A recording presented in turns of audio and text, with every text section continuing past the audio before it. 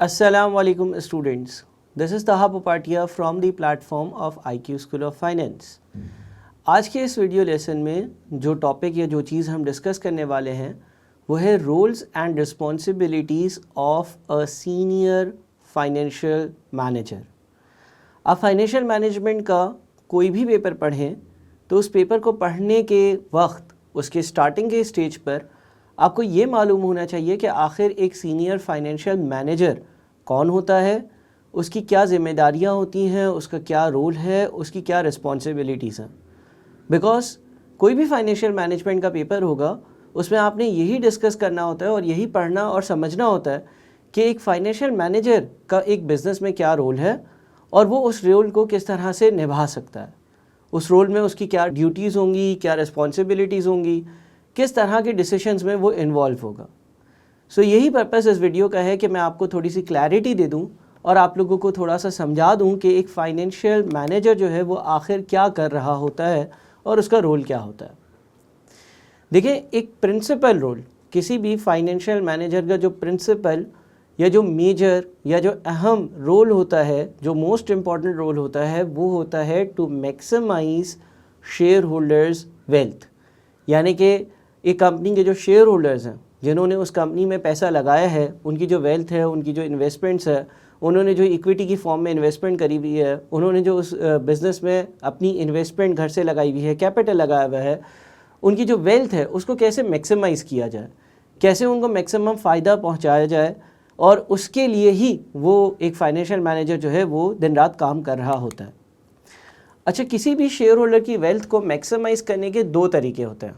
Number 1, providing cash flows in form of dividend to the share holders, या number 2, increasing the value of a particular company. यानी कि मैं share holders को दो तरह से उनकी वेल्थ को मैक्सिमाइज़ कर दे सकता हूँ।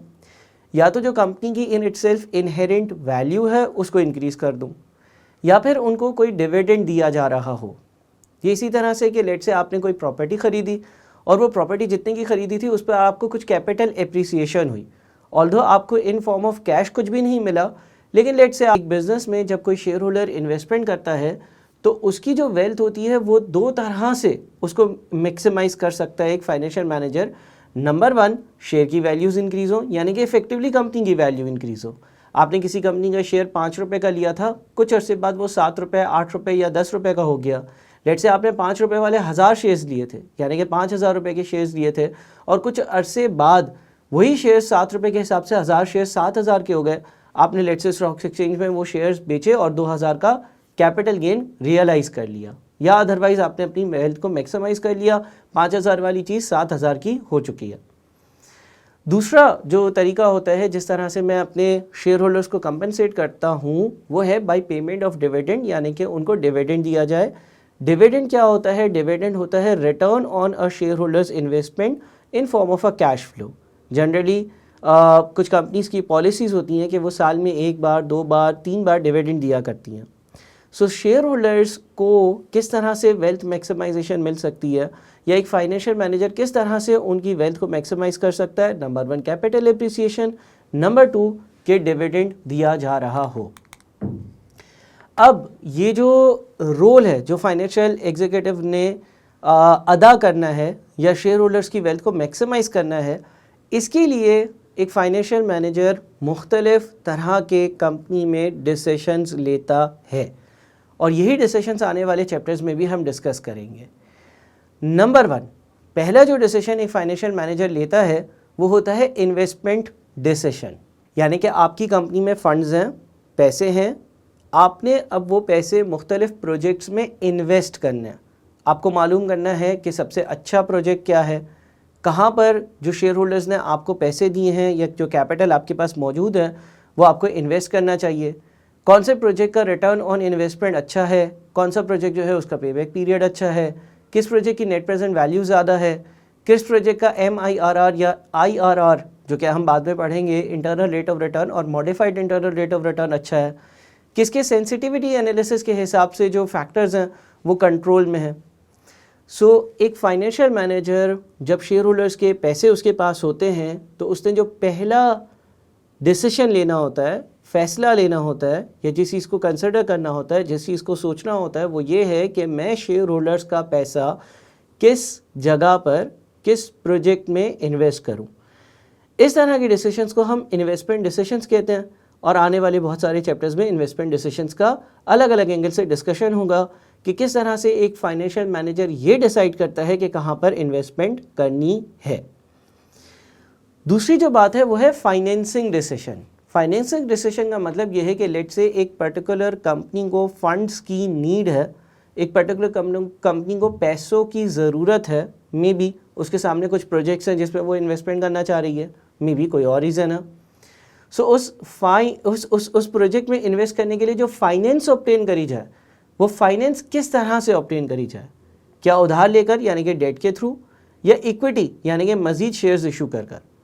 अब यहाँ पर शायद आपको ये कन्फ्यूजन हो कि सर उधार लेना तो हमेशा जो है वो बुरी बात होती है, उधार लेने से जो है वो इंटरेस्ट इंक्रीज़ हो जाता है, उधार लेने से जो है वो डेट यानी कि लोन इंक्रीज़ हो जाएगा, आपको तो इक्विटी इशू के लिए तरफ ही जाना चाहिए। ऐसा नहीं है। आप आने वाले चैप्टर्स में ये पढ़ेंगे कि कभी कभार फाइनेंस को थ्रू डेट ऑब्टेन करना इक्विटी के अगेंस्ट ऑब्टेन करने से बेहतर होता है, कभी कभी इक्विटी में फंड्स ऑब्टेन करना बेहतर होता है। सो डेट के भी अपने फ़ायदे अपने नुकसान हैं, इक्विटी के भी अपने फ़ायदे और अपने नुकसान हैं जिनको डिस्कस किया जाएगा। सो अब हमारे पास दो बातें हमने पढ़ ली। नंबर 1, फाइनेंशियल मैनेजर ये देखेगा कि जो कंपनी में पैसे हैं वो कहाँ इन्वेस्ट करने हैं।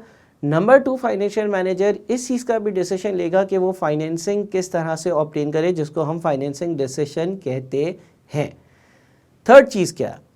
थर्ड चीज़ है डिविडेंड डिसीजन, यानी कि डिविडेंड या जो कैश रिटर्न है जो शेयर होल्डर्स को दिया जा रहा होता है हर क्वार्टर पर। कुछ कंपनीज़ की पॉलिसी होती है हाफ ईयरली पर, कुछ कंपनीज़ की पॉलिसी होती है एनुअल बेसिस पर, सालाना बेसिस पर। तो कंपनी कितना डिविडेंड दे या डिविडेंड दे भी या ना दे। कुछ कंपनीज़ की ज़ीरो डिविडेंड पॉलिसी होती है। ज़ीरो डिविडेंड पॉलिसी का मतलब यह है कि वो कंपनी डिविडेंड्स ही नहीं देती हैं। तो सर फिर कौन से शेयर होल्डर्स ऐसी कंपनी में इन्वेस्ट करेंगे जो डिविडेंड ही नहीं देगी? उसकी कुछ रीजंस होती हैं, कुछ ड्रॉबैक्स, कुछ प्रोस, कुछ कॉन्स हैं जो हम डिस्कस करेंगे। कुछ कंपनीज ये होती हैं जो हर 3 महीने पे डिविडेंड देती हैं, कुछ कंपनीज होती हैं जो हर 6 महीने पे डिविडेंड देती हैं, कुछ कंपनीज होती हैं जो हर साल पर डिविडेंड देती हैं। तो हर कंपनी की जो डिविडेंड पे करने की डिसीजंस होती हैं या डिविडेंड पे करने की सलाहियत होती है, कैपेसिटी होती है, या जो एक रोड मैप होता है कि भाई हम इस तरह से डिविडेंड देंगे, ये यूनिक हो सकता है, ये डिफरेंट हो सकता है। हर तरह की डिविडेंड पॉलिसी के अपने प्रोस और अपने कॉन्स हैं जो आने वाली चीज़ों में हम डिस्कस करेंगे। सो ये 3 बातें फाइनेंशियल मैनेजर करेगा। अगर समराइज़ करें, number 1 investment decisions, number 2 financing decisions, number 3 dividend decisions. इन 3 चीज़ों को आपने दिमाग में रखते हुए आगे चैप्टर्स पर जाना है, क्योंकि बहुत सारे चैप्टर्स ऐसे होंगे कि जिसमें इन 3 बातों पर ही डिस्कशन हो रही होगी। हमारी एक बहुत लंबी डिस्कशन होगी कि इन्वेस्टमेंट डिसीजंस क्या हैं, इन्वेस्टमेंट डिसीजन कैसे लिए जाते हैं। हमारी एक बहुत ही तवील डिस्कशन होगी कि फाइनेंसिंग डिसीजंस क्या होते हैं, फाइनेंस डेट से लेना चाहिए या इक्विटी से लेना चाहिए, उसके क्या फ़ायदे और उसके क्या नुकसान हैं।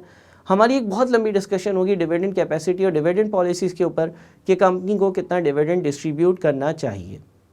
उम्मीद है कि इस वीडियो से आपको कुछ ना कुछ नॉलेज हासिल हुई होगी। जो भी चीज़ें आपने सुनी और समझी उसको नोट करें, उसके हैंडआउट्स को अपने पास डाउनलोडेड रखें और इस वीडियो को एटलीस्ट 2 बार दोबारा देखें ताकि आपके दिमाग में बातें बैठ जाएं। अगली वीडियो में हम इसी डिस्कशन को आगे बढ़ाएंगे और कंटिन्यूएशन में और कनेक्शन में फाइनेंशियल मैनेजमेंट और फाइनेंशियल डिसीजंस को पढ़ रहे होंगे। Thank you.